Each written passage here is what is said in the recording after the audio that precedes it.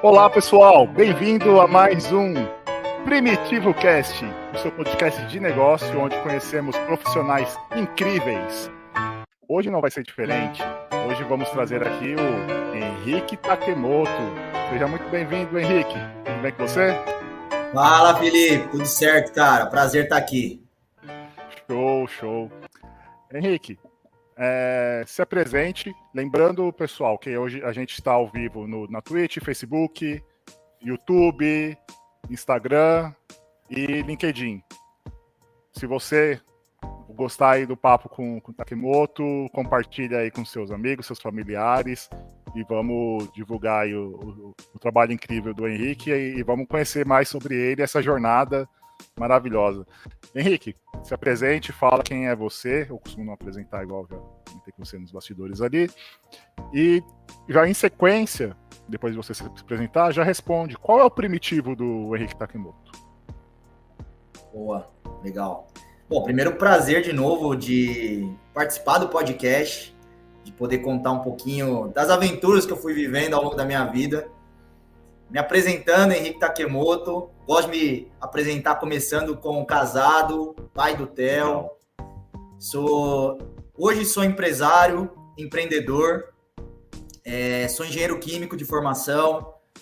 Ao longo da minha vida, a vida profissional, pessoal e acadêmica, elas sempre andaram de mãos dadas. Então, é algo que, para mim, não tem uma diferença muito clara assim, entre uma coisa e outra. É tudo uma mistura só. E eu sou um cara apaixonado em promover impacto, ajudar empresas a crescerem. E sou muito conectado com a minha família, gosto muito de estar com eles, de viver momentos também. E com base nisso que eu fui construindo a minha jornada. Então, já respondendo um pouco também a sua pergunta, né? Eu sou um cara que tenho muita energia, sabe? Sempre tive, desde o início da minha vida, desde que eu me lembro como adolescente, né? Que sempre foi um cara muito voltado para coisas que requerem energia, né? Então esse meu estilo energético sempre esteve junto comigo e é o que eu gosto de ser. Eu sou um cara que não para, eu sou um cara que tem muita energia, de fato, em focar em coisas que realmente podem causar grandes impactos. Por isso que eu adoro o tema crescimento de empresas, mentalidade de crescimento, alta performance e tudo mais. E depois que eu descobri que esse é um das fortalezas que eu tenho e que hoje eu consigo usar com bastante destreza, assim, para poder conseguir as coisas que eu coloco como objetivo e tudo mais. Legal. Ô, Takemoto, quais foram as suas motivações, suas inspirações ali para escolher, né, a área de engenharia química e por que você não seguiu como engenheiro químico? Legal. Cara, assim como todo engenheiro, você escolhe engenharia porque você é bom de exatas. E comigo é a mesma coisa. Eu era bom de matemática, eu era bom de física e eu era muito bom de química. Então, eu me formei em engenheiro químico. Mas o que acontece, né? A engenharia, ela é muito ampla, né? Então, os 2 primeiros anos de engenharia, eles são matérias comuns. Ou seja, todos os engenheiros aprendem a mesma coisa. E depois que eles vão escolhendo, né? As pessoas vão escolhendo a sua especialidade, né? Uns vão para mecânica, elétrica, física, química, no meu caso, tem produção, enfim. Só que o que aconteceu? Eu me formei em engenheiro, mas logo no início da minha carreira, eu comecei a trabalhar com gestão de projetos. E como um gestor de projetos, você acaba tendo que ser multidisciplinar, né? O engenheiro químico, tradicionalmente, ele é muito conectado com processos, né? Então, seja processos químicos, seja algum outro tipo de processos que requerem termodinâmica, né, e tudo mais. Só que é um caminho industrial que eu não decidi trilhar. E aí, de fato, o meu estilo de engenharia, o meu estilo é mais gestão. Sempre foi, desde o início, mais técnico no começo, e aí foi evoluindo para uma linha mais de gestão empresarial de negócios, que é o que eu estou fazendo já desde 2016, mais ou menos, quando eu assumi uma posição mais de diretor, que eu já fui numa linha mais de negócio. Entendi. E você já iniciou assim, né? Foi se adaptando ao mercado conforme foi surgindo as oportunidades, mas você iniciou de baixo, né? Começou ali, já não chegou como um gestor, um gerente, ou algo do tipo. Como que você iniciou? Como que foi a trajetória até você se tornar um diretor? Tem que melhorar ali, pelo menos, porque a gente é ansioso, né? A gente entrar e já, não, ser diretor, eu quero mandar, não quero ficar executando, fazendo. Cara, não, cara. Eu vejo algumas coisas hoje em dia do tipo, a pessoa acabou de se formar e já quer ser diretor, que eu acho meio loucura demais para mim, sabe? Eu não consigo comprar essa narrativa.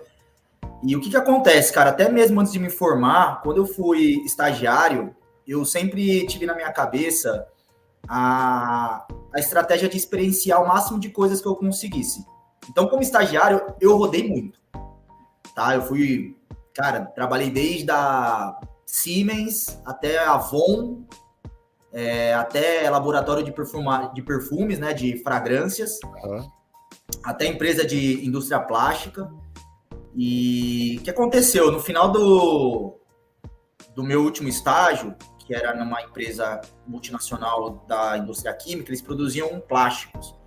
E aí eu não ia ser efetivado, tá? E aí eu cheguei com os caras... Que não ia ser efetivado. Não, fui trocar ideia, porque geralmente é isso que acontece, né? Você tá lá no último semestre, e aí você tem que trocar uma ideia onde você tá, do tipo, e aí, vocês vão me efetivar, não vão me efetivar, né? Porque, pô, não dá para me formar sem nenhum emprego. E eles disseram que não iam conseguir, e aí eu fui buscar participar de processos externos, e eu participei de um da Deloitte, para um programa de trainee que eles fazem anualmente. Coincidentemente casou com o período que eu estava buscando essas oportunidades de mudar, né, para achar uma empresa que me efetivasse. E calhou de eu entrar na Deloitte como trainee, né? Foi um processo longo, foi bem desafiador, assim, sabe? Até porque é um processo que não é o tradicional, né? Tipo, você tem que passar por várias fases e vai passando, vai passando, vai passando, vai passando. Eu lembro que foram, sei lá, uns 6 meses de processo. Vai filtrando até que eu consegui. Mas, cara, você entra como trainee, né? Você entra cruzaço, perdidaço, assim, por mais que você tenha uma experiência como estagiário, mas é diferente. E aí que eu comecei a aprender tudo. Foi na Deloitte que eu tive, assim, uma bagagem muito forte e muito importante na minha carreira. Foi a sua... 5 anos. Foi a sua principal escola? No início de carreira, com certeza, cara. Depois eu tive outras movimentações, mas início de carreira, kickoff, assim, né? Start de carreira, cara, com certeza absoluta, e é uma das coisas que eu, inclusive, digo que as Big Four, né? Empresas como Deloitte, KPMG, Ernst Young, Pricewaterhouse, essas empresas, né, de consultoria, elas são muito boas, cara, para início de carreira. Porque elas te dão um nível de repertório muito bom e muito rápido. Então, você acelera rápido, entendeu? O mercado. Você ganha muito mal, péssimo. Você ganha horroroso. A verdade é essa. Você ganha muito mal. É muito mal mesmo. Só que aí você tem que fazer o trade-off, né? Eventualmente, você deixar um financeiro no segundo momento, né? No segundo plano, para acelerar a sua carreira. Então, assim, eu fiquei 5 anos na Deloitte, que equivaleram para 10. Brincando. Até que eu saí como gerente, entendeu? Em 5 anos eu já estava como gerente. Nossa, eles fazem um programa de aceleração, de fato, né? A consultoria, ela tem um formato mais acelerado do que empresas mais tradicionais, né? Empresas de indústria e tudo mais. Então, você aprende mais rápido, você aprende a liderar mais rápido, você ganha repertório com mais qualidade também, mais rápido. Claro. Você estava ali, né, nesse início, né, na Deloitte, e teve, assim, algum fracasso, algum ponto inicial, né, difícil, assim, que você enfrentou e se superou, não superou, não sei, que você possa compartilhar, assim, até para ficar como dica, né, para quem está ouvindo a gente. Claro. Olha, teve um caso, assim, eu vou compartilhar, mas Não não é falar para número fazer, de não. pessoas, é só... Não é para fazer, não, galera, de verdade. Porque o que acontece? Eu entrei na Deloitte como trainee sem estar formado. Então, o que aconteceu? Mas para ser trainee tem que estar formado, não é? Do padrão? Então, tem algumas exceções. Ah, Não é a regra, né? A regra é estar formado. Mas lá eles aceitavam você estar no último semestre. E aí eu estava no último semestre. Então, o que aconteceu? Eu estava como trainee sendo cobrado, como trainee, mas eu tinha ainda que terminar a minha faculdade. E aí me alocaram num projeto em Sorocaba. Eu sou de São Paulo, capital. E o que acontecia? Minha faculdade já estava noturna, né, para eu conseguir fazer os estágios. certo. E aí eu tinha que ficar indo e voltando de Sorocaba todo dia. Todo dia. Então, assim, eu comprei um carro, eu não tinha carro, comprei um carro para poder fazer esse movimento, né, deslocamento e tudo mais. Uhum. Só que assim, como é que eu ia estudar, entendeu? Esse para mim Qual foi um ponto. Como é que eu ia estudar? Porque, tipo, não dá para falar, galera, então, não vou trabalhar hoje porque eu tenho prova na faculdade e não vou poder. Que a Deloitte está na Zona Sul, ali na região sul, perto do Shopping Morumbi. E exato. não sei se você estava na Deloitte ou se estava no... ou estava algum cliente, né, como consultor. Tava no cliente. Mas o cliente ficava próximo, pelo menos, da Castelo, né, para ir para Sorocaba, ou você tinha que atravessar São Paulo? Não, cara, era longe, velho. Era uma cidade chamada Alumínio. Era Entendi. Votorantim. É uma empresa que chama Companhia Brasileira de Alumínio. É gigantesca. A gente tá fazendo um trabalho para eles. E é uma cidade meio que satélite a Sorocaba. Então tinha que pegar, cara, estrada, normal. E qual foi o desafio, cara? Eu estudava na estrada. Só que eu estudava dirigindo. Então o que eu fazia? Eu botava o meu livro na frente do volante e ia dirigindo. Nossa, estudando. Que loucura. Que loucura. Não recomendo pra ninguém. E Itália e Red Bull, velho. E o perigo? Da estrada, tudo, a luz dos outros carros. Não, eu pegava, fazia o quê? Eu botava no canto, na direita, ia bem mais lento, né? Óbvio, não ia rápido, ia devagarzinho, ligava o pisca e ia, cara.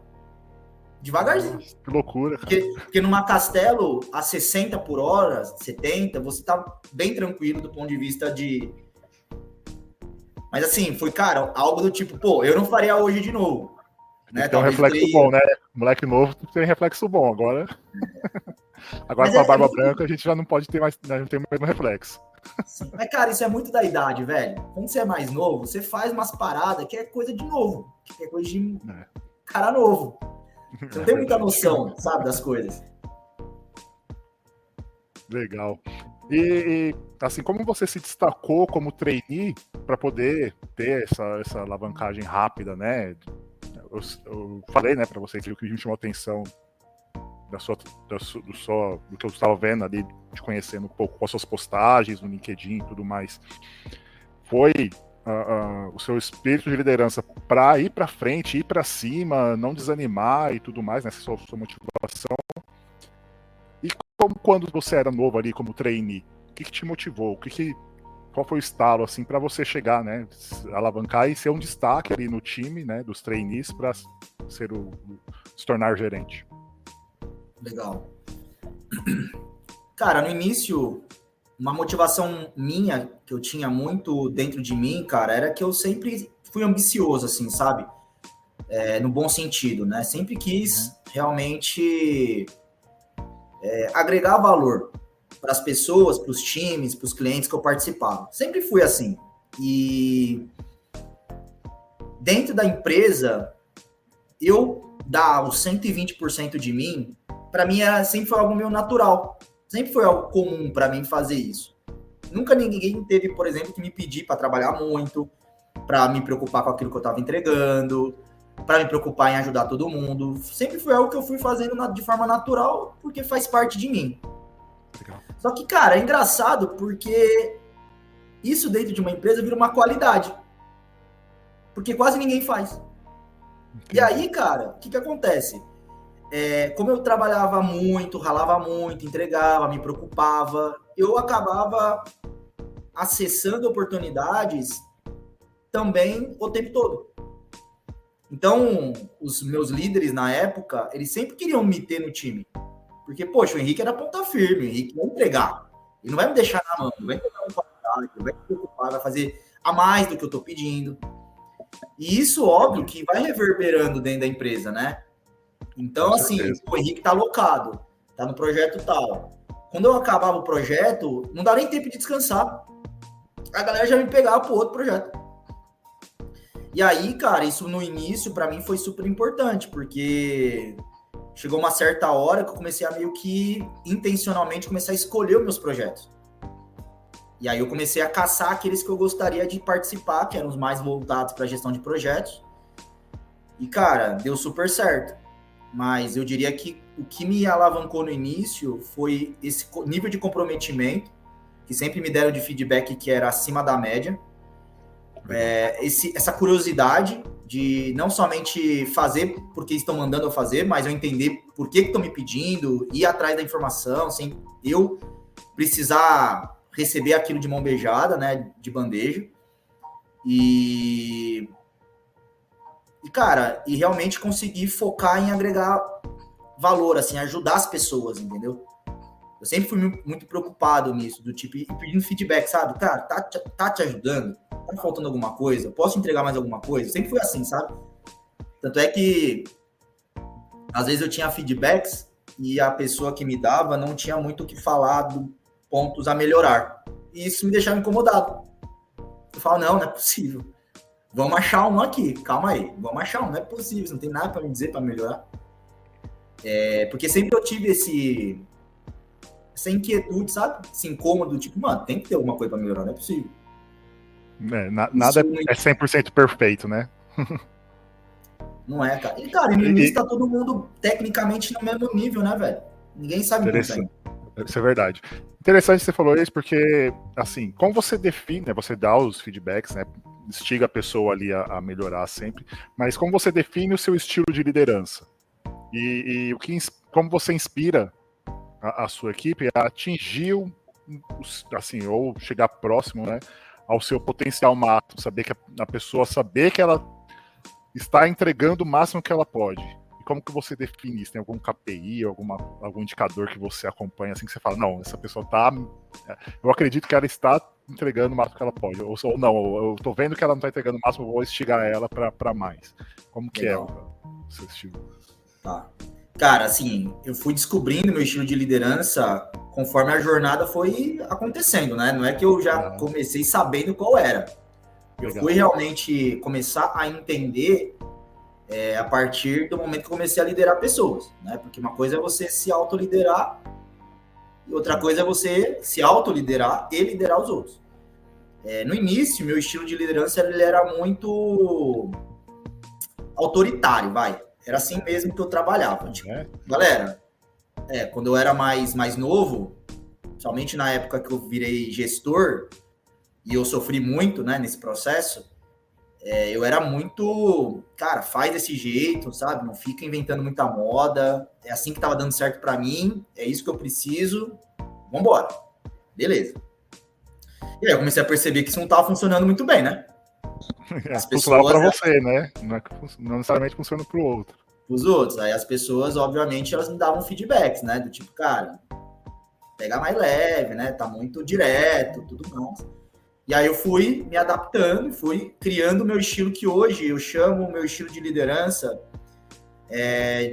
de propósito nobre. Tem até um artigo de Harvard que detalha esse estilo de liderança, que é, inclusive, o estilo de liderança que tende a ser um dos mais fortes para esse novo mundo que a gente está vivendo hoje já.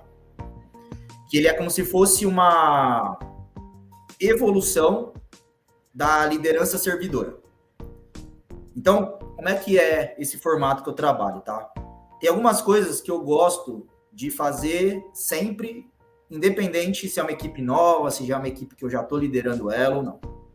Primeira coisa é focar no propósito, é focar no porquê que a gente está fazendo aquilo. Certo. né? Então, queremos crescer a empresa. Ok, mas por que a gente quer crescer a empresa? Para que a gente quer isso? Só para crescer? Crescer por crescer? Né? E a partir do propósito, eu faço o quê? Eu vou entender como que a gente vai alcançar isso. Quais são os objetivos que nós temos que alcançar e como que nós vamos alcançar, para que aí sim eu veja como que as pessoas, cada um nas suas qualidades, né, dos seus pontos fortes, vão contribuir para que a gente alcance esses objetivos. Então, eu gasto muita energia realmente nesse processo de identificar qual é o melhor formato que a equipe tem que ter para a gente alcançar ou ter maiores chances de alcançar aqueles objetivos. E a partir daí, criar rituais para que a gente consiga monitorar aquilo tudo que a gente está não somente planejando, mas executando. E, cara, feedback o tempo todo. Feedback o tempo todo. Não fica acumulando. É tipo, se tá bom, se tá ruim, tá ruim. Se tem algum alinhamento, o tempo todo alinhamento. Então, todos os rituais têm alinhamento. Então, essa liderança de propósito nobre, ela parte do pressuposto que você está fazendo aquilo por algum motivo. Seja ele qual for. E se esse motivo não estiver claro, as empresas, geralmente, elas pecam, elas escorregam aí. Elas não conseguem o nível de engajamento das pessoas porque elas não conseguem deixar os objetivos claros. Às vezes a empresa tem até o objetivo, mas não é claro, né? Ou não tem objetivo. Porque eu participei de algumas empresas assim que o pessoal falava, não, a gente precisa faturar mais, tá? Tem um objetivo que é faturar mais. Mas vai faturar mais como? Quais outros objetivos que podem complementar ou fazer com que você fature mais? Não sei. Ou começa a entrar naquele looping que fica falando a mesma coisa e não sai não sai nada, né? Falar, beleza, faturar mais, todo mundo quer faturar mais, mas como que a gente vai fazer faturar mais? É um produto novo, é um produto diferenciado, ou como que a gente vai fazer com que a equipe, sei lá, de vendas venda mais produto para poder faturar mais? Ou como a gente vai reduzir custo para poder ter um faturamento maior? Sabe, não tem um objetivo, o que a gente chama de OKR hoje, né? Para apresentar, assim. Eu fico puto. Muito puto com isso. Pois é. Porque eu trabalho com solução de problema. Se não tem objetivo, como é que vai ter o problema se não tem nem objetivo? Ou o problema é ter objetivo. Sim. Perfeito. E assim, o propósito, cara, ele é até acima disso, sabe? Porque, vamos lá, você tá numa empresa e a empresa fala assim para você, olha, vamos dobrar de tamanho. Vamos imaginar que seja o objetivo da empresa, tá? Legal. Para quê? Para que você quer dobrar de tamanho? A maioria das empresas, dos líderes, não sabe responder essa pergunta. Para que você quer? Não, é porque... Mas não é... Assim, eu já vi, tá? Por isso que eu vou fazer essa pergunta pra você. Não é uma afronta para um diretor receber uma pergunta dessa? Como assim, para que eu quero? Eu quero porque eu quero. O que acontece é isso, eles não têm repertório e aí eles ficam na defensiva. Mas, cara, eu diria que faz parte do papel da liderança dizer para todo mundo na empresa para que ela tá fazendo aquilo. É só o porquê, é para quê?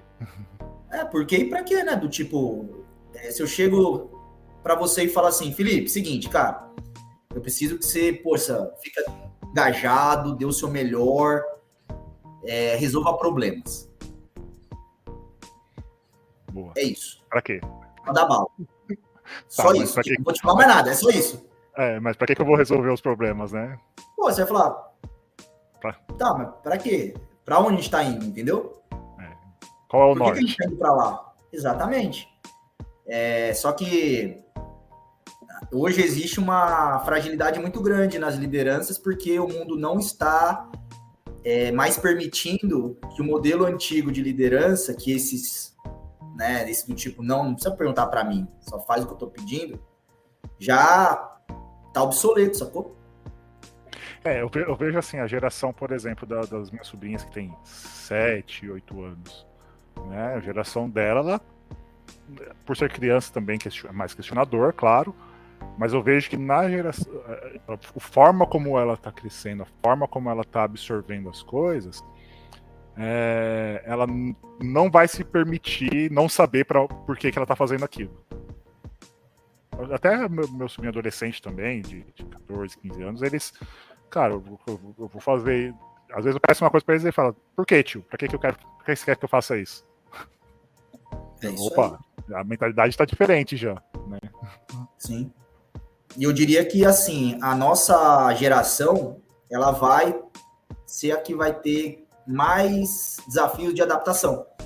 Porque a geração anterior à nossa, ela já está na fase final de carreira dela. Então, ela não está muito preocupada em se adaptar, sacou? Agora, a nossa geração ali, na casa dos 40, essa é a próxima geração da alta liderança das empresas. Então, essa bucha vai vir pra gente resolver. E a galera nova que tá entrando, ela já é diferente. Agora, imagina essa que você comentou, que não entrou ainda, ela vai entrar. Sim. Ela é totalmente diferente. E aí veio o X da questão, né? A liderança... Tô falando dos milênios, da geração 2000, geração 2005, porque esses já estão entrando agora. Eu tô falando da geração 2010, 2015, porque... E aí? Quando esses caras chegarem, como é que vai ser? Loucura. E a liderança, as lideranças, elas estão tendo realmente uma grande dificuldade de fazer o reskilling, né? Que se chama, e o upskilling. Elas têm que desconstruir o que elas aprenderam para poder construir o que elas precisam aprender.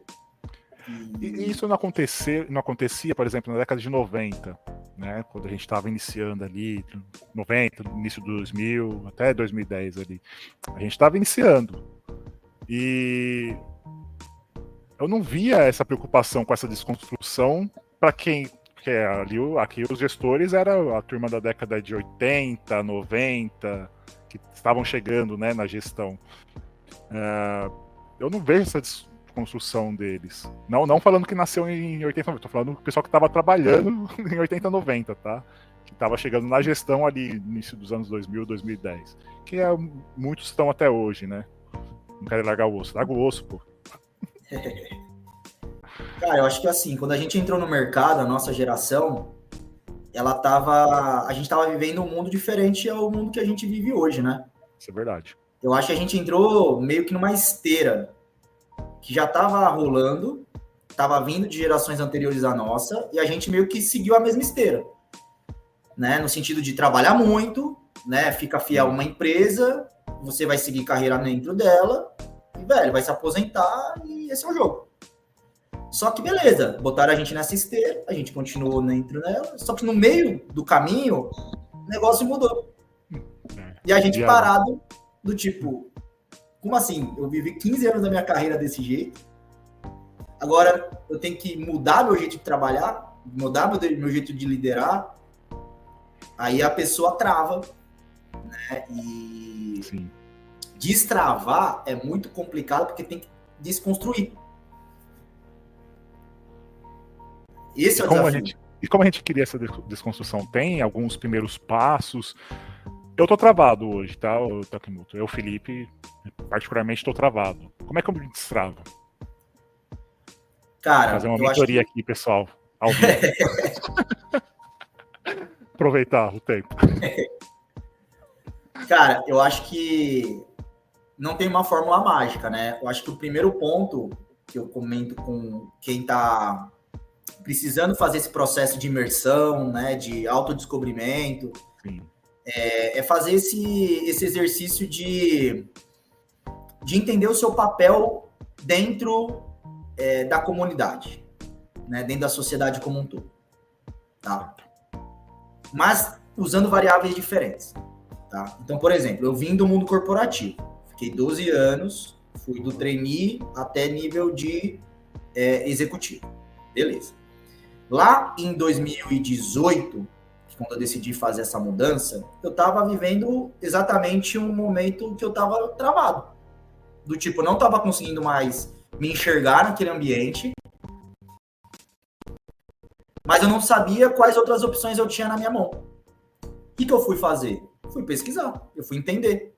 Eu fui ver quais outras opções eu tinha para poder avaliar outras alternativas. E na época eu era sócio da Deloitte. Então imagina, cara, tem gente que passa a vida inteira na esteira de passo a passo, para chegar, por exemplo, a uma sociedade de uma Big Four. Eu fui, fiz o mesmo processo, não tradicional de ficar na mesma empresa o tempo todo, eu fiz uns movimentos de alavancagem de carreira, mas no final cheguei no mesmo lugar. Quando eu cheguei lá, eu falei, poxa, mas não era isso que eu queria. Nossa.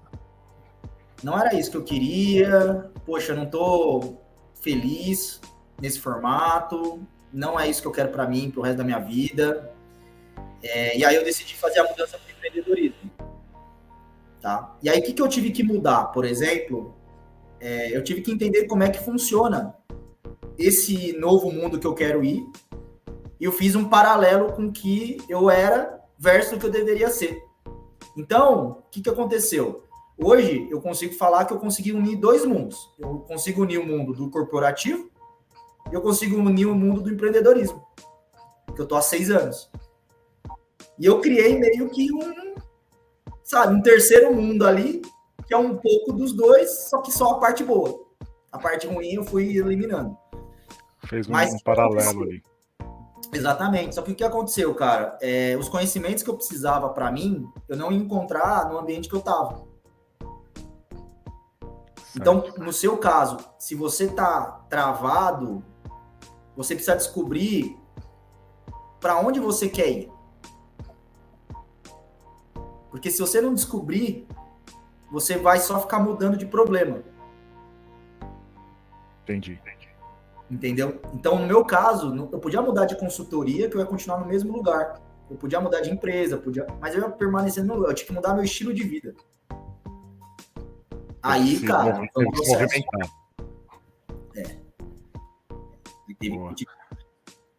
E como é que foi fundar uma empresa e em 5 anos essa empresa faturar mais de 70 milhões? Boa. Aí CNPJ falando forte aqui. Você é uma pessoa, até coloquei aqui, ó, gerando milhões, ó, gerindo milhões. Você é uma pessoa que gere milhões. Não sei se o CPF se tem milhões também, tá? Até mesmo porque não importa aqui. Mas o seu CNPJ gera milhões, ou faz a gestão de milhões. Como que é na mentalidade? Você se preparou antes? Ou foi algo que deu certo e você falou, pô, agora eu tô aqui, eu vou ter que abrir meu mindset para poder fazer essa gestão? Legal. Cara, quando eu decidi fazer esse movimento que eu acabei de comentar, quando você está numa sociedade, você está trabalhando em um formato diferente daquele tradicional de CLT e tudo mais. Porque quando você está numa sociedade, as regras são diferentes. Tá? Não são somente os retornos financeiros, ganhos e tudo mais. Sim. Então, o que aconteceu? Eu saí da Deloitte, e aí eu tive várias obrigações perante a Deloitte por causa do meu contrato societário. Então, eu tinha várias obrigações que eu não podia descumprir. Fez com que eu começasse sem ninguém comigo, porque eu não podia levar ninguém. Não podia levar meus clientes também, ou seja, todos os clientes que eu tinha construído e tudo mais, eles permaneceram na Deloitte. E aí eu saí meio que uma folha em branco, não tinha nada. Montei lá meu business plan, né? E, cara, comecei a trabalhar. Basicamente foi isso. Eu não fui já pensando em, cara, vou chegar em 70 milhões em 5 anos. Não. No início, cara, eu queria faturar 1, tá ligado? Depois, eu fui entendendo e fui botando para 2, né? E tudo mais. Aí o que aconteceu, cara? No início era muito bootstrapping, velho. Tipo, você vende, você entrega, você faz marketing, você é a operação, você é o TI, você é o que recruta, você é o que... Você é tudo, mano. Eu brinco que é o CEO. Contador. CEO é Chief Everything Officer. Isso é tudo. Exatamente. Aí você ganha os primeiros contratos, entrega muito bem, eles pedem mais contratos, clientes, aí você contrata pessoas, aí o time vai crescendo. E foi basicamente esse formato que eu fui nos 2 primeiros anos. Eu saí sozinho, e aí eu tava mais ou menos com umas 18 pessoas em 2 anos.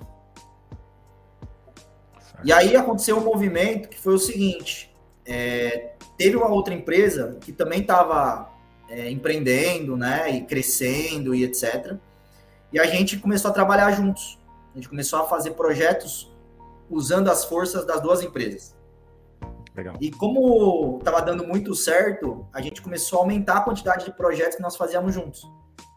Até que chegou com um certo momento que a gente falou, pô, não faz sentido a gente ficar separado, até por questões de tributação. Óbvio, né? Ah, sim. Financeiras também. Financeiras também, porque se perde muito dinheiro um emitindo a nota para o outro, sendo que a gente poderia ser uma coisa só, né, uma empresa única e não ter essa necessidade mais. E aí a gente decidiu fazer essa união em janeiro de 2021. Aí a minha empresa, ela passou a não mais existir no mercado. A gente uniu as duas, virou uma empresa única. E a partir daí, cara, foco total em... Aí foi já mais intencional. Aí já foi foco total em crescimento de empresas, usando aí melhores práticas de escalonagem de negócio, né? Porque era uma empresa de serviço. Então, empresa de serviço, você dificilmente escala, você escalona, né? Para a galera que está nos ouvindo, escalonar para você crescer o dobro, você tem que aumentar o seu custo meio que proporcional, óbvio que não direto proporcional, porque senão você não lucra, para continuar crescendo. Então, quero ter o dobro de clientes. Tá bom, você vai ter que ter uma equipe 2 vezes maior. Essa é a lógica do escalonar. Óbvio que com a inteligência artificial, com as tecnologias... Mas não é exatamente uma conta de padaria, né? Para dobrar, você tem que multiplicar o seu time por 2, ou para triplicar, tem que multiplicar por 3. Não. Assim, né? Tem as suas regras ali para... Às vezes você adiciona duas pessoas e já triplica, quadriplica. Dependendo da matemática ali, do que você está propondo também, né? Sua regra de negócio. Sim, você vai diluindo o seu custo conforme você vai crescendo, né? Boa. Então, para crescer 1, você não vai precisar aumentar o seu custo em 1, você aumenta em 0,9. Agora, para crescer 3, você não vai crescer 3, né? O custo, você vai para 2. Você já começa a ganhar mais margem conforme vai crescendo. E aí, através de estratégias de multissetores, visão de horizontes, né, horizonte de curto prazo, médio prazo, longo prazo, e toda uma estratégia de engrenagem de negócios, que é o que eu, inclusive, presto consultoria para as empresas, ajudando elas a fazerem isso, que aí, cara, a empresa foi crescendo muito rápido, do tipo, em 2021 a gente faturava 18, aí 2022 a gente já 2022 já faturou 36, aí 2023 foi isso, foi 18, 36, 56, 72, foi isso. Foi, e aumentando, né? Aí eu decidi vender minha participação no final do ano passado. Entendi. Daí você agora tá com outros tipos de negócio, você voltou para o corporativo. Não. Eu continuei empreendendo. Eu recebi algumas ofertas, mas já tenho total consciência que minha pegada mesmo é empreendendo. Legal. Empresário, empreendedor. Então, cara, eu decidi voltar, continuar empreendendo. Legal. Agora você como empreendedor, agora você não tem mais a gestão lá dos 70 milhões CNPJ, porque você vendeu e já recebeu já liquidou a sua parte e agora está empreendendo com outras coisas. Eu li ali sobre você que você tem uma gestão aí em projetos apoiados de 200 bilhões. Agora saiu da casa dos milhões, né? Agora já está em bilhões. Como que você chegou nesse patamar e como que é trabalhar com N projetos, não mais com um projeto único, onde você faz uma gestão na casa dos bilhões? Como que você tá explodindo? Vai chegar nos bilhões logo, hein? Mas fala aí pra gente. Compartilha com a gente o como é, né, apoiar esses projetos e como você equilibra complexidade com liderar pessoas, liderar times, incentivando o mercado, incentivando todo um ecossistema aí. Como diz a nossa turma de Brasília, todo um arcabouço aí que você montou, né? Legal, cara. Bom, eu falei que eu me formei em engenharia e eu trabalhei com gestão de projetos, né, desde o início da minha carreira. Mas sempre foi no setor de construção e infraestrutura.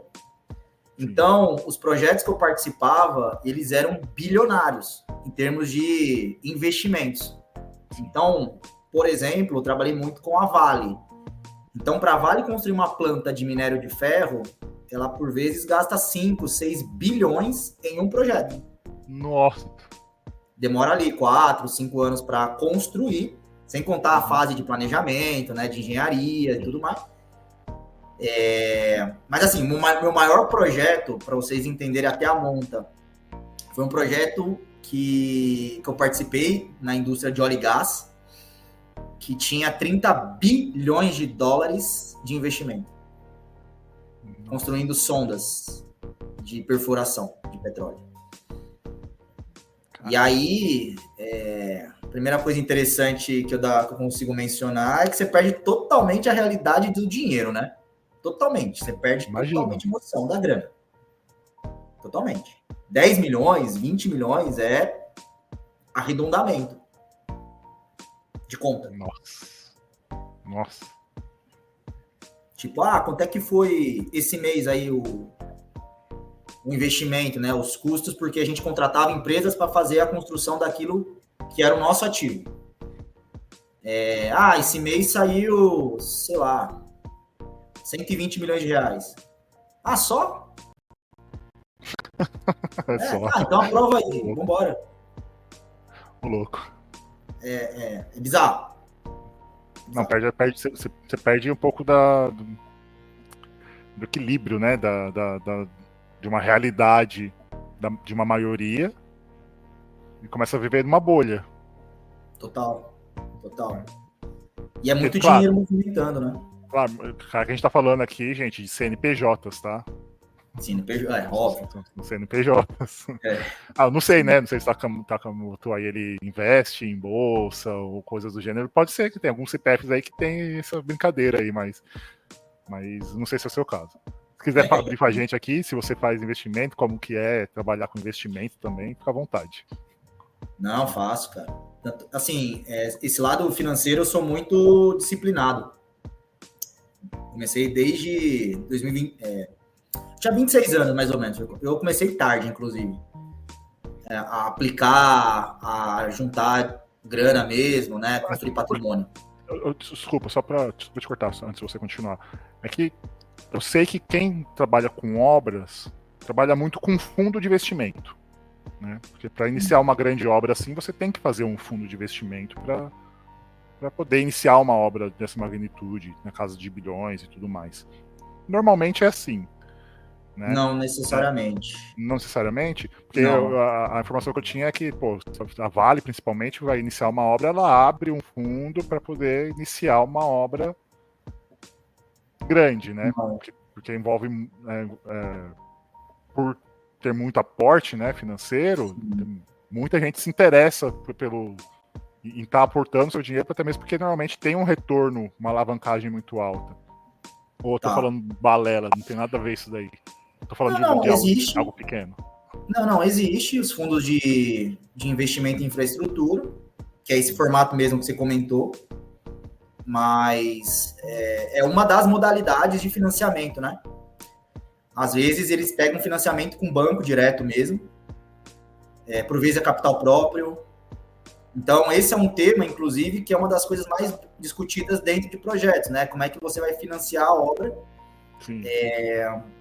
Real estate, né, que é mercado imobiliário, esse sim, o fundo de infraestrutura, né, o debentures da vida, isso rola mais. Agora, setores mais privados, não necessariamente, tá? Acaba que infraestrutura acaba que é mais, tá? Infraestrutura é tipo energia, sei lá, os caras vão construir um parque eólico, aí tem Tem fundo, por exemplo, que capta dinheiro do mercado, cria lá um fundo de investimento, né, de infraestrutura e manda bala, financia o projeto. Uma Vale, uma Petrobras, uma Gerdau, essas aí não fazem muito.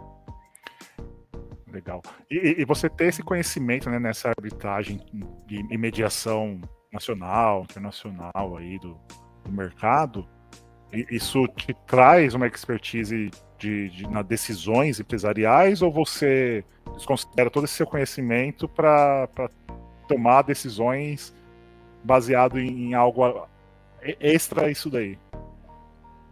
Não, cara, dá bastante, porque o que é uma arbitragem, tá? Olhando aí para o setor de construção. É quando tem alguma disputa dentro desse projeto que está sendo construído e você precisa entender quem é responsável por o quê, tá? Então, vamos imaginar o seguinte, a gente está com uma obra da Vale, ela está lá construindo uma planta de minério dela, e aí a planta atrasa.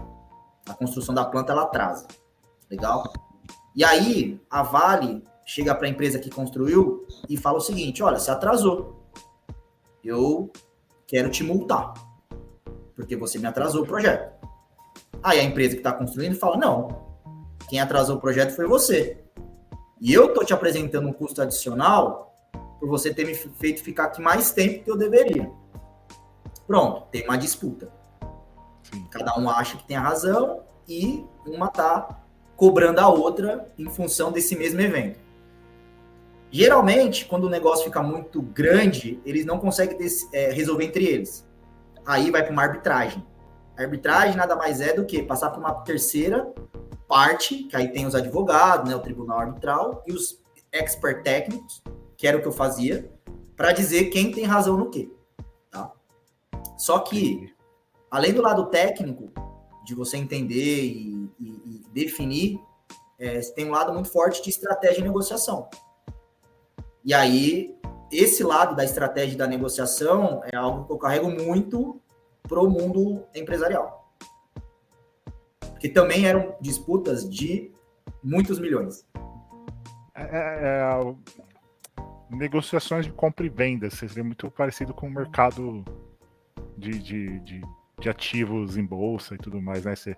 Ou compra e serviço, né? Pô, vou dar o meu serviço, tem que me pagar X. Ah, tá muito caro. Não, então fica sem o serviço. Não, mas tem outro que me paga barato, mas ele não tem a mesma qualidade que eu. Aí vai na negociação, como conversar e como vender. Networking, contatos, né? Networking acho que é o que mais conta aí nessa brincadeira. Nesse caso, acaba sendo uma disputa mais técnica, tá? Então não é muito comercial, não, sabe, de compra e venda. É muito mais entender os argumentos de cada uma das partes para você entender quem tem razão em cada coisa que está sendo colocada na mesa. Nesse da infraestrutura, da arbitragem da infraestrutura, né? No mercado de infraestrutura. Entendi. Arbitrar é muito parecido com o judicial, mas é arbitral. Quando tem alguma disputa judicial, que aí você tem que botar lá os advogados para entenderem e tudo mais, e ver quem tem razão, quem não tem.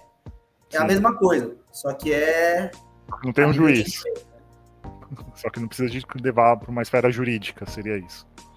É jurídica, mas não é com o juiz. Tem Entendi. O árbitro do tribunal, que é um advogado também. Entendi. Muitas vezes. E você, vou mudar um pouco do tema. Você trabalhando, né, nessas infraestruturas, mineração, energia, como que você vê, com o advento da inteligência artificial, o que ela apoia e o mercado nos próximos anos? Legal. Cara, o setor, de uma maneira geral, de engenharia, construção, ele é um setor muito obsoleto em termos de inovação. Sempre foi. Nos últimos anos ele está dando sinais de consciência, né? E está começando a ir atrás de tecnologias como a inteligência artificial. Só que ainda tem um caminho muito longo para percorrer, né? Então, acaba que setores que tradicionalmente já têm mais consciência e uso de tecnologia, esses já vão absorver num nível de velocidade absurdamente maior do que o da construção. Mas como é que eu vejo, tá? Isso sendo aplicado? Eu sempre achei que a construção absorvia bastante essa parte de novas tecnologias, de inovação. Nada, muito pouco. Porque você, vou construir uma perfuratriz, você tem que usar a melhor perfuratriz, com as melhores tecnologias, imagine com a precisão de uma inteligência artificial ali na hora de fazer a perfuração, né, em questão de milímetros ali. Deve ter alguma máquina, deve ser caríssima, claro, deve ter alguma máquina com alguma inteligência artificial nesse nível, de saber, então se eu seguir reto aqui, eu vou encontrar um cano, vou desviar. Imagina. Cara, essa parte... Tanto você reduz. Não, essa parte tem. Só que assim, uma das maiores dores do setor é a produtividade. Na verdade, a falta de produtividade, né? Então, o que acontece? Você até tem maquinários e tudo mais mega desenvolvidos. Só que você colocar isso dentro de ambientes improdutivos, essa máquina fica improdutiva também. Não adianta ela ser mega precisa se ela está sendo mal utilizada. Sim. E aí que vem o grande problema do setor. Ao meu ver, né? O nível de gestão, o nível de liderança, o nível de entendimento de empresas, como funcionam, não está no mesmo nível dessa parte técnica, sabe? De equipamento, sei lá, XYZ, que tem uma precisão métrica. Você tem um monte de equipamento legal, um monte de equipamento útil, um monte de equipamento bom, mas sendo utilizado por quem não consegue extrair 10% dele. Então, você fala, a gente pode dizer que a parte educacional das pessoas que vão manusear ou colocar aquilo dentro de um projeto não está sabendo, não está tendo o conhecimento necessário para aonde usar a ferramenta certa no momento certo com o melhor. Por exemplo, vou usar uma perfuratriz de pedra numa placa de ferro, claro, não vai funcionar. Eu não ia saber diferenciar ali qual tipo de perfuratriz eu iria utilizar. Eu não tenho conhecimento, mas é nesse nível, tipo, quem está na gestão, quem está na liderança, não está sabendo direcionar a parte do projeto, ou você fala do projeto como todo? Tipo, os líderes, os C-levels ali, não estão sabendo como demandar toda a cadeia, toda a pirâmide. Cara, são todas as camadas, tá? Não saber usar, não, isso não existe. Isso a galera sabe usar, tipo, não vai usar o equipamento errado. O que acontece é que a galera, ela não consegue fazer a gestão de forma apropriada e nem liderar as pessoas para conseguir usar os recursos da melhor forma possível. Então, é como se eu, por exemplo, tivesse um cara que sabe usar essa perfuratriz aí que você falou. Beleza, o cara sabe usar ela. Ele não vai fazer besteira com a perfuratriz. Certo. Só que aí você fica pegando esse cara e manda ele fazer um monte de coisa em lugares diferentes. E aí o cara fica andando com a perfuratriz. Pra lá e pra cá, pra lá e pra cá, pra lá e pra cá. E não termina nada, tá? Fica só fazendo as coisas. Ou seja, o cara é improdutivo. Sim. Não porque ele não sabe usar a ferramenta, mas é porque a gestão... Trabalhou muito, mas não gerou valor. A gestão é muito ruim. E assim, é um gap tão grande, sabe, Felipe? Porque hoje a minha linha de ataque, né, em termos de empreendedorismo, é a educação. A minha empresa que eu criei, né, que eu fundei, uma delas, né, focada 100% em educação para o setor de engenharia e construção, para dar repertório para as pessoas conseguirem fazer essa gestão, essa liderança, criar essa mentalidade mais voltada para o mundo como ele é hoje, mais dinâmico, mais volátil e tudo mais, para conseguir extrair valor nesses projetos que eles já estão. Eu acredito tanto nisso, eu criei uma empresa para resolver isso, entendeu? Interessante. Seria mais ou menos, a gente está falando de tecnologia, né? Eu sou da mercado de tecnologia, seria o que o pessoal chama de modelo ágil, né, de ter ali os agilistas, né, pessoas, um gestor de projetos que vai fazer o acompanhamento de todos os projetos sendo coordenados, estruturados, e falar, pô, esse projeto está acontecendo para que a outra parte do projeto ou essa outra parte da camada do projeto possam fluir. E para isso daqui acontecer, não adianta atacar isso aqui primeiro, tem que atacar o ponto A em vez de ir já para o B e para o C. Fazer como se fosse um fluxograma de execução. E ter pessoas olhando, observando, monitorando, que é o que a gente chama de ágil hoje em dia, né? Sim. O Vitor te elogiando aí, ó. Quem? Referência. Vitor Varley. Então ele sabe que eu falo realmente porque eu defendo muito isso, sabe? Porque, assim, esse lado da gestão, eu vejo na seguinte perspectiva. Você trouxe um modelo ágil, tá? De gestão. Cara, particularmente, eu vejo na técnica, né? No lado técnico da coisa, várias estruturas, né? Vários modelos, super válidos. Não tem um melhor que o outro. Tem que pegar o melhor de cada um e usar para aquela sua finalidade, né? Então, você trouxe o ágil. Lá na indústria da construção, na engenharia, a gente fala muito sobre Lean, a filosofia Lean, em especial Lean Construction, e tem agora a linha da agilidade, né? De você criar estruturas mais flexíveis e mais focadas em resolução de problemas. Beleza. Ambas são lindas, cara, e, poxa, as duas são ótimas, tá ligado?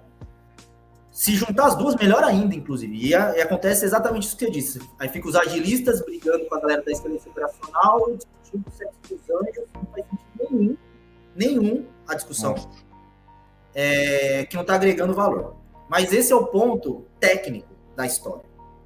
O ponto aqui que eu quero colocar na mesa é o seguinte: o modelo, seja ele qual for, ele não vai fazer o trabalho por nós.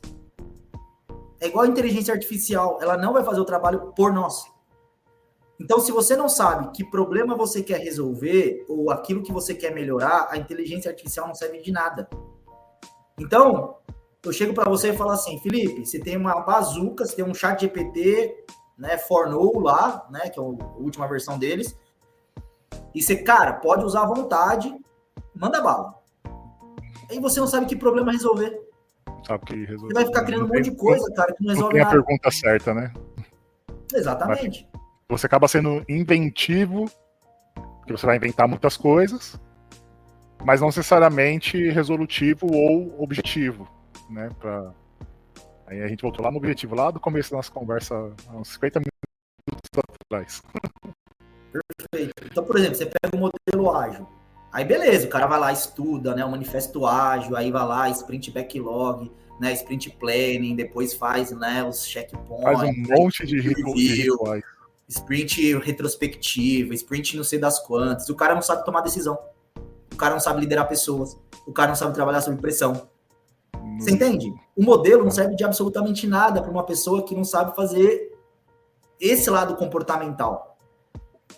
E aí é exatamente essa linha que eu levo para tudo que eu tenho, né, provocado o setor.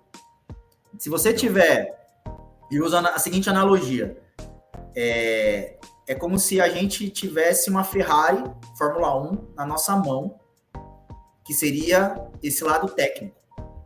Tá? As melhores modelos, frameworks, ferramentas, tecnologia. E esse carro chega a 500 km por hora. Beleza. Tá o carro lá. Aí você bota um piloto que só faz o carro chegar a 120 km por hora. Você vai gastar energia e melhorar o piloto. Numa estrada que só permite 120. Ou numa estrada que só permite 120. O que você vai gastar energia? Melhorar o piloto? Ou você vai gastar energia em tentar fazer o carro ficar mais rápido? Sendo que ele já não consegue nem chegar na metade da velocidade dele. O carro ele já é rápido, né? Mas a questão aqui é o piloto. É o piloto. E é isso que o setor está precisando, de mais pilotos. Não de mais potência na Ferrari. Enquanto você faz de uma inteligência artificial, nada mais é do que você está dando mais potência na Ferrari. E aí eu brinco que com uma inteligência artificial na mão, se dá para uma pessoa baixa performance ou que não tem repertório, ela se mata com uma inteligência artificial. Ela estraga a inteligência artificial. Se dá para uma pessoa média performance, tá? Uma pessoa mediana, ela vai melhorar um pouquinho até todo mundo que é médio fazer a mesma coisa e aí virar todo mundo médio de novo. Agora, se dá para uma pessoa alta performance, uma pessoa que tem repertório, que tem a mentalidade certa, se dá uma inteligência artificial para ela, vira uma bazuca. Sim. Ela triplica, multiplica por 10 a voz dela, o resultado dela e tudo mais. Então é um pouco nesse formato, sabe? Boa. Que eu vejo a inteligência artificial, a tecnologia, tudo isso entrando nessa história, entendeu? Falta piloto. Boa. Aí com essa carreira ampla, né, que você tem, né, e tudo mais, como você continua aprendendo e se reinventando? Boa. Cara, eu tô sempre buscando referências para eu me inspirar. Então, eu acredito muito de que não tem uma linha de chegada. A gente só vai chegar na linha de chegada quando morrer. Acabou. Ali não tem mais o que fazer. Segue o baile. Então, eu posso ter evoluído muito na minha carreira para muitas pessoas. Mas para outras, eu evoluí pouco para tudo que elas já conquistaram. Então, eu sempre estou buscando a minha próxima referência. E eu vou atrás delas para tentar me conectar e ver como é que eu consigo, através da inspiração que elas proporcionam, fazer eu chegar no meu próximo nível. Então, trazendo para uma visão prática. Quando eu decidi fazer esse movimento no final do ano passado, e ir para uma linha mais da educação, eu percebi o seguinte, que tinha 3 competências que eu tinha que melhorar o nível que eu já estou. A primeira é a comunicação.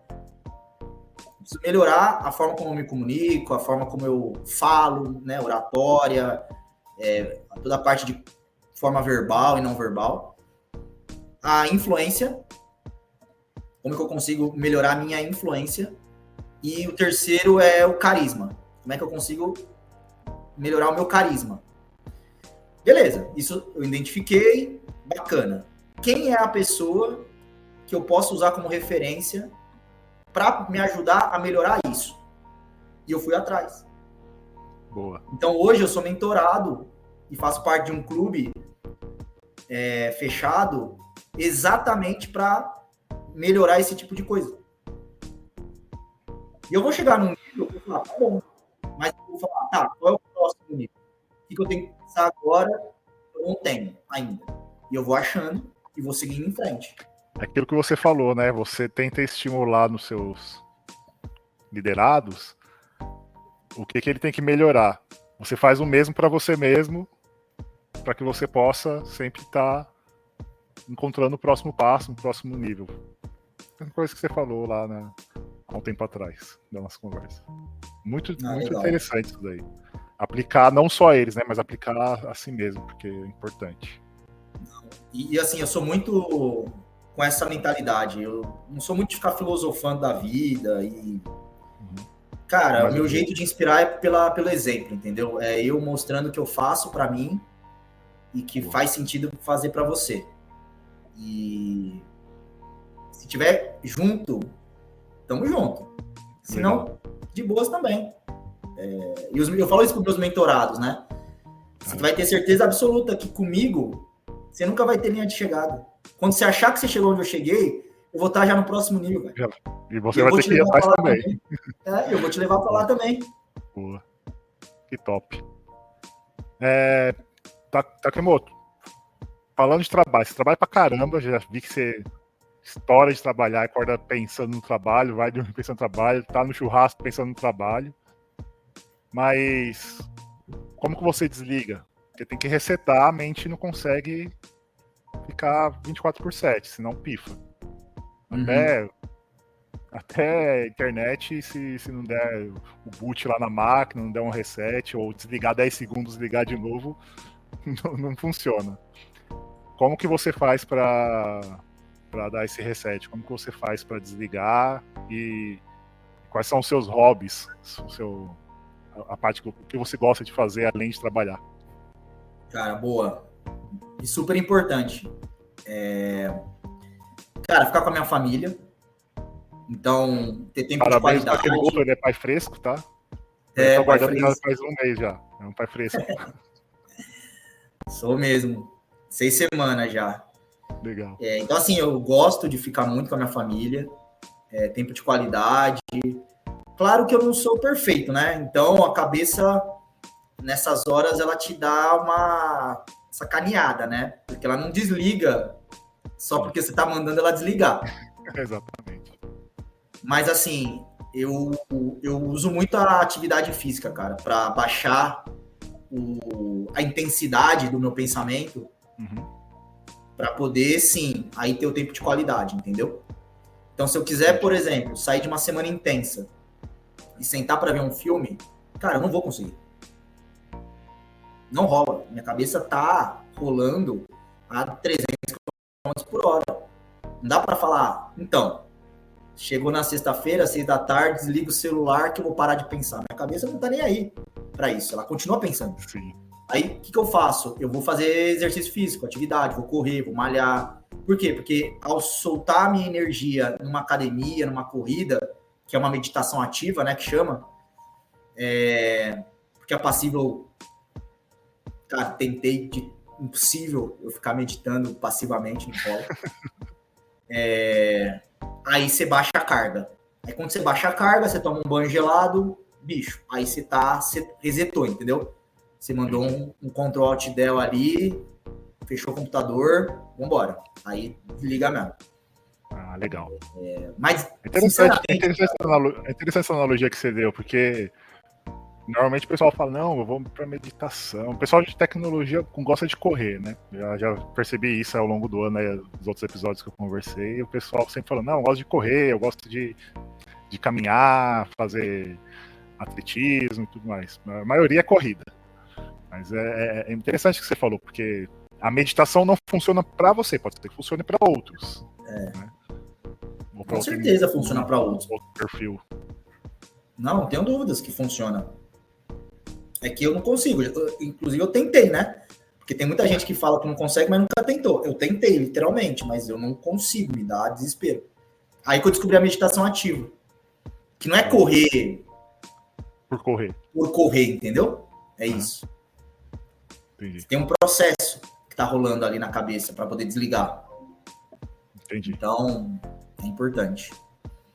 Mas, cara, a alta performance fala que treino parte do processo de ser alta performance. Você tem que descansar, você tem que dormir, você tem que comer bem. É isso que eu tava tentando lembrar. Obrigado, Takemoto. É isso que eu tava tentando lembrar. A gente tava no backstage, eu tava tentando lembrar. Pô, o que você falou que me fez, né, ir até o Takemoto, é a tal da alta performance. Como ser ativo para ter alta performance. Era isso. Pô, a gente precisou ficar 1 hora conversando para eu lembrar. Boa, obrigado, Takemoto. É isso, cara. E, cara, descanso faz parte, entende? Não é faz parte do só trabalhar freneticamente, não. Tem que ter vida, pô. Senão, de novo, né? É o que a gente tá falando no início. Pra quê que você trabalha tanto? Pra quê? Por quê, velho? Por quê? O que você vai ter no final disso? E para quê, né? Interessante. Exatamente. Legal. A gente tá mais de 1 hora conversando, né? Bastante tempo.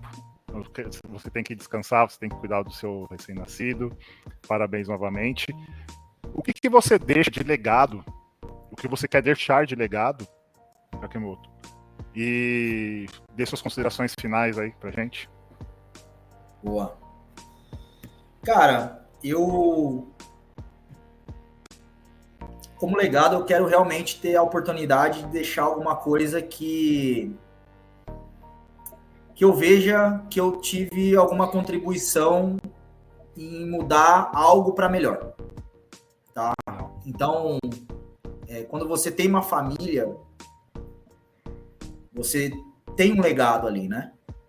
Porque você, queira você ou não, né? Você vai ser absorvido, por exemplo, pelo seu filho. Sim.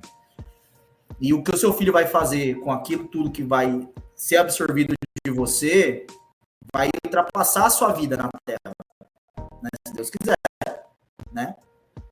Ou seja, você vai, mas o seu legado fica ali. Mesma coisa quando a gente fala com relação a empresas. Eu prego muito na visão de empresas que miram a perpetuidade por isso. Você pode não estar mais na Terra, mas a empresa que você construiu, aquilo que você deixou de valor, ela continua perpetuando. E eu quero realmente focar muito nesse lado de pessoas, porque são as pessoas que mudam as coisas. E são as pessoas que impedem as coisas também de mudarem.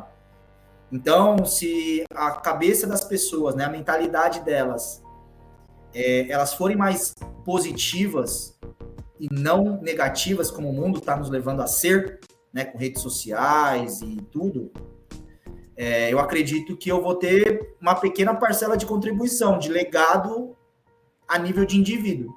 Porque eu não acredito que seja fácil mudar algo a nível de sistema, né? Tem que ser uma pessoa muito extraordinária, mas eu tenho focado muito mais no nível das pessoas, sabe? Muito bom. Muito obrigado. Isso tá agregando, né? Tá sempre agregando. Sempre agregando. Boa. Pode deixar suas considerações finais aí, Takemoto, antes de eu dar os recadinhos finais aqui pra galera. E mais uma vez, muito obrigado. Eu que agradeço, cara. Não, só agradecer pela oportunidade de poder trazer meus pontos de vista, né, minhas inspirações, aquilo que eu acredito, meu propósito. Sim. Espero que tenha contribuído com provocações, muito. Coisas interessantes para as pessoas que estão nos assistindo. E agradecer. Obrigado aí, Felipe, pelo convite. Legal, Takemoto. Obrigado mais uma vez por ter aceitado o convite, por ter trazido a sua história, a sua jornada.